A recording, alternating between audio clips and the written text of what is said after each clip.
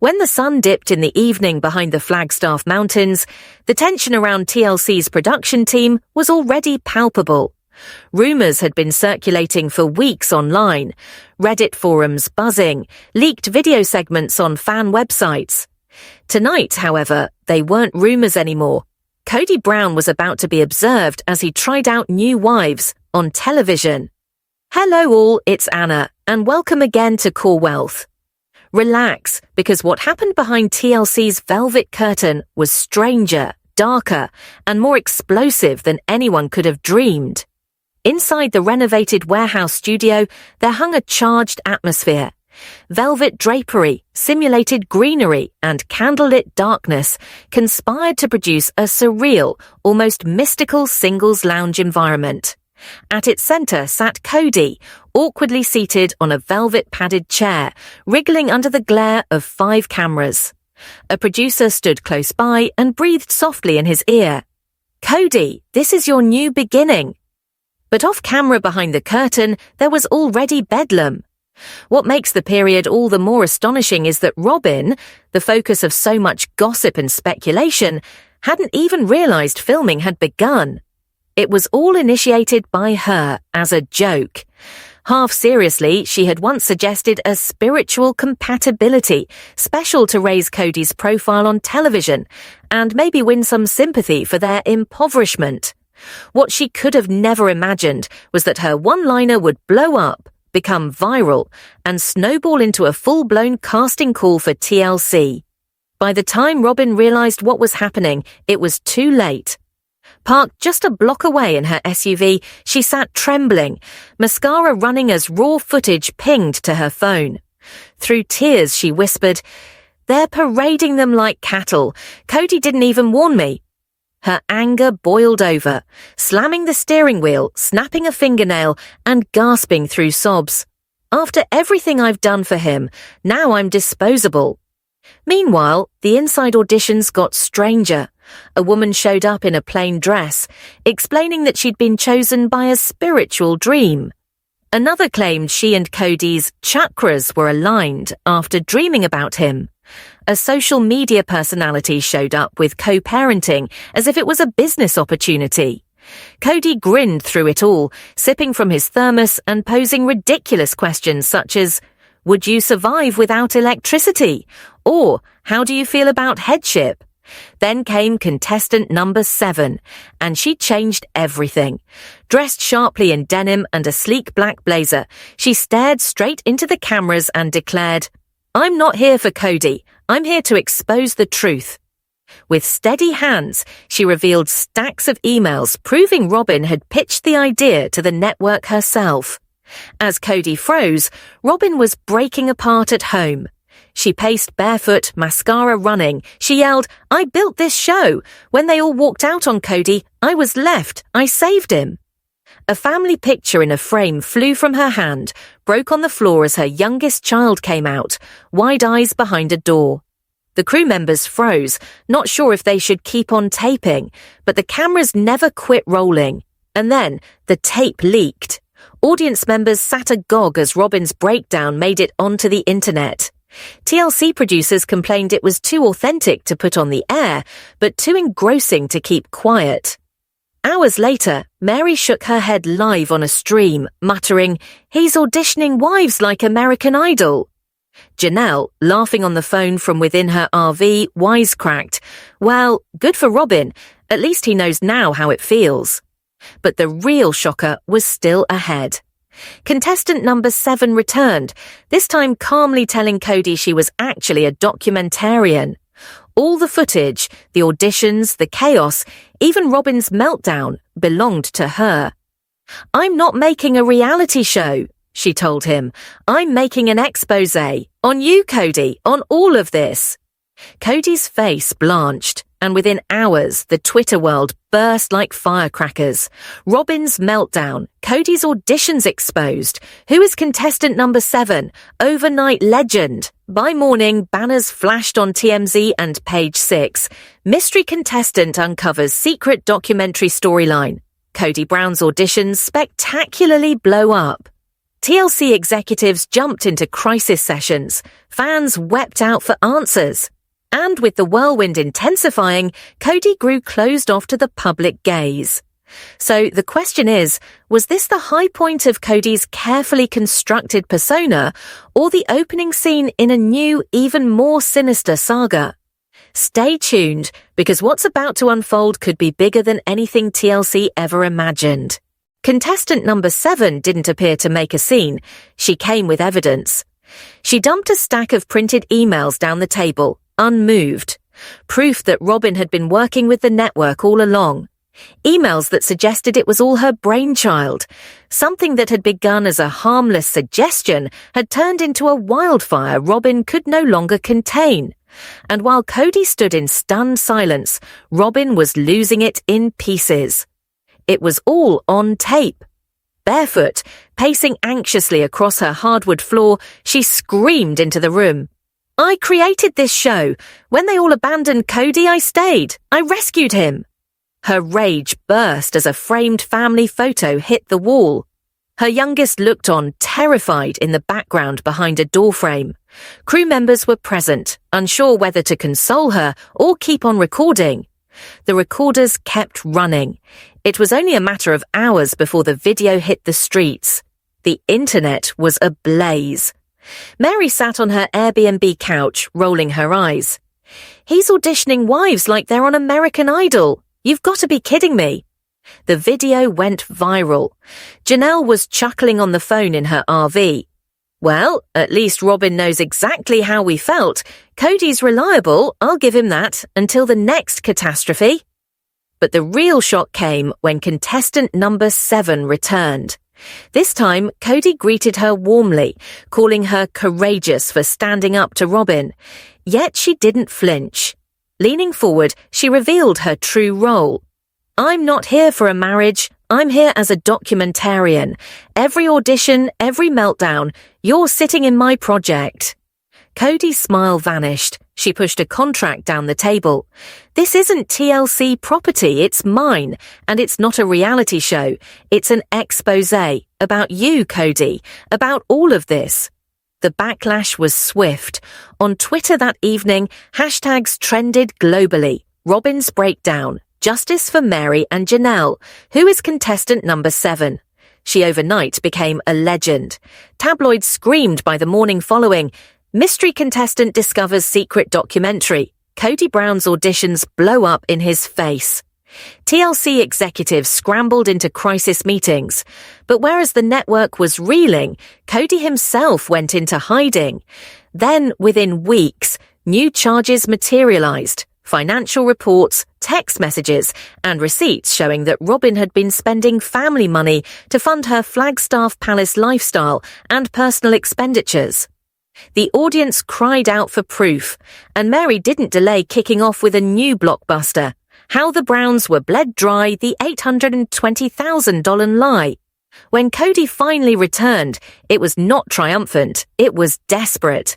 Appearing on a live stream, Bible behind him, face white and drained, he spluttered, "Everybody betrayed me, my wives, my children, even the crew. This was redemption, and they made it a witch hunt." His anger cracked as he ranted about cancel culture infecting his family. But when directly questioned if he regretted the wife auditions, his answer was chilling. No, that was going to save the brand. Slamming a mug on his desk, he growled, "Did any of them try to save it? No, any of them made money from my failure." And with that, the stream stopped. 3 days later, TLC dropped the news the fans never wanted to hear. Sister Wives had been cancelled after 18 years on the air. The family, production, and fans were thanked by the network, but behind the scenes, it was chaos. Rumours circulated, Robin threatening to sue, Mary demanding editing rights, Cody requiring money up front to even appear in front of the cameras. The cameras stopped rolling, but the drama was only beginning. Janelle inked a book deal on her memoir, Leaving the Dust, My Life After Cody. Mary's podcast exploded onto Spotify's top charts. Robin quietly sold her Flagstaff estate for less than it was worth and fled to Utah. And Cody, he vanished once more, rumors circulating that he'd retreated to an isolated fundamentalist compound. But the biggest surprise fell to the woman who had started it all, Alina Morse. So-called contestant number 7 signed a multi-million-dollar deal for a second documentary, Children of the Covenant, The Rise and Ruin of Reality Polygamy. And just when all thought it was over, a Salt Lake City courthouse delivered the coup de grace. Mary and Janelle sued Cody, Robin, TLC, and 2 ex-producers. The charges? Emotional manipulation, financial fraud, and fraud in contracts. They weren't visiting unarmed. Their attorneys arrived with more than 3,000 pages of documentation. Emails, receipts, contracts. Included among them, bank drafts demonstrating Robin diverting shared family money into her own accounts, signed authorizations paying for high-end furniture, private security, and even guardianship-related legal expenses for her son. And the most explosive, the ledger that showed Cody and Robin had been secretly taking 6% of each TLC paycheck in back pay without the family's knowledge. Cody was served outside his Flagstaff gym. Before the reporters, he tore open the envelope, tossed it on the ground, and snarled, "This is a setup." Subsequently, he ranted that Mary and Janelle were motivated by spite, labeling the lawsuit nothing more than revenge. But behind closed doors, the cracks were already showing. He owed back taxes. His beloved home was being discreetly sold. Robin had retreated to the guest room. And worse, his own lawyers warned him, if the financial abuse was proved, it would not be just civil court he'd be facing, it could be criminal. And then the so-called finale, not from TLC, thank goodness, from an independent journalist, a one-night-only uncensored family reunion. Every one of the adult Browns was invited. They all showed up, save Robin, who appeared last minute, ashen and shaking.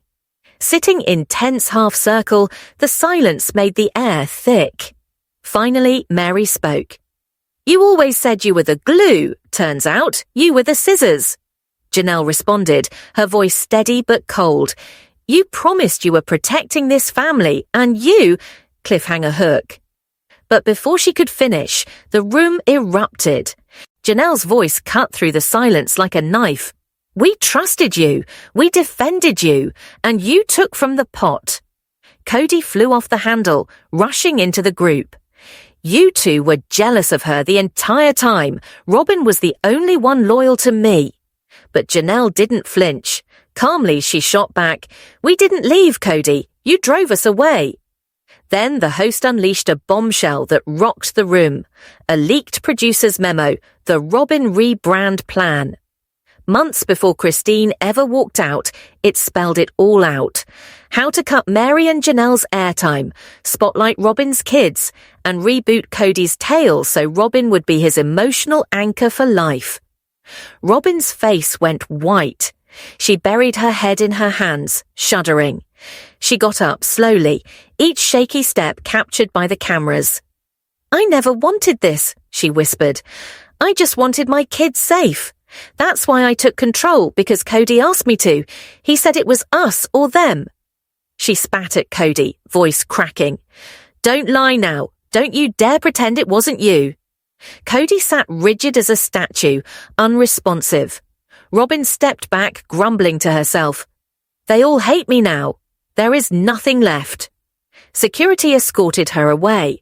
That single moment shattered the internet. The final breakdown. Soon after, rumors spread of a massive out-of-court settlement. TLC quietly severed the Browns' corporate umbrella. Robin's Flagstaff estate was sold way below value.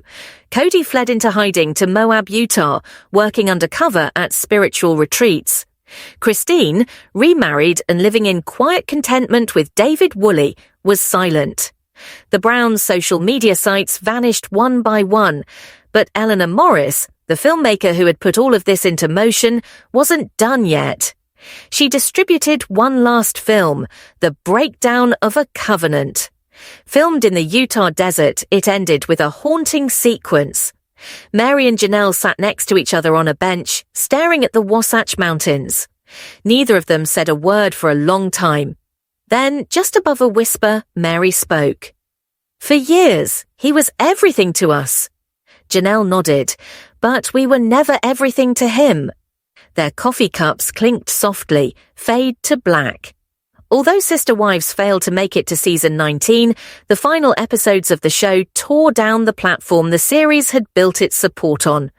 The reunion forced Cody to confront favoritism and denial that had plagued the family for decades.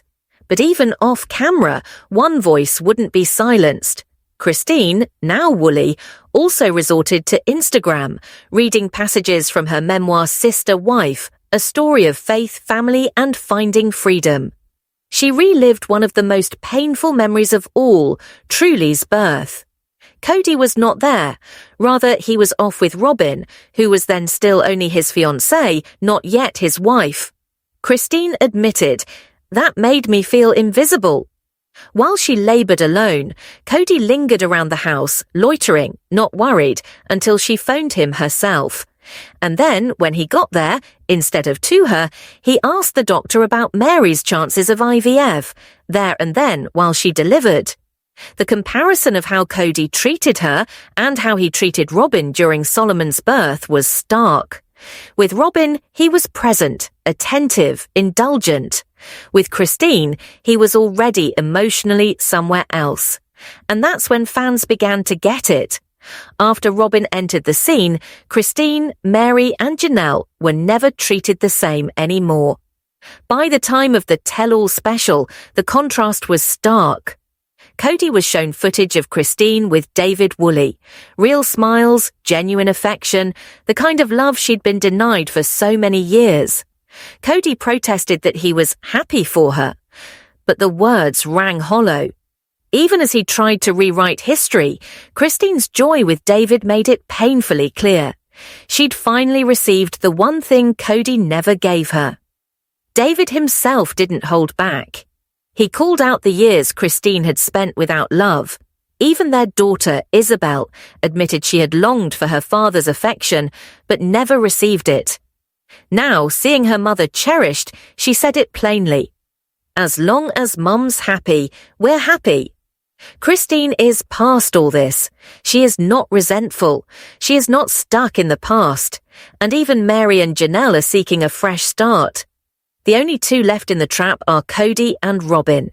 They continue spinning their own story, telling the world that Cody tried everything to save the marriages, that the others were poisoned. But the truth is simple. It's easier to rewrite history than to embrace that he'd let the women who'd given him years of their lives down. And the fans, they've seen it all, from season 1 to the bitter end. So, what's your opinion? Did Cody take down the family himself? Or was Robin always the quiet designer of the downfall? Let us know in the comments, and don't forget to subscribe for more in-depth dives and updates. Thanks for watching.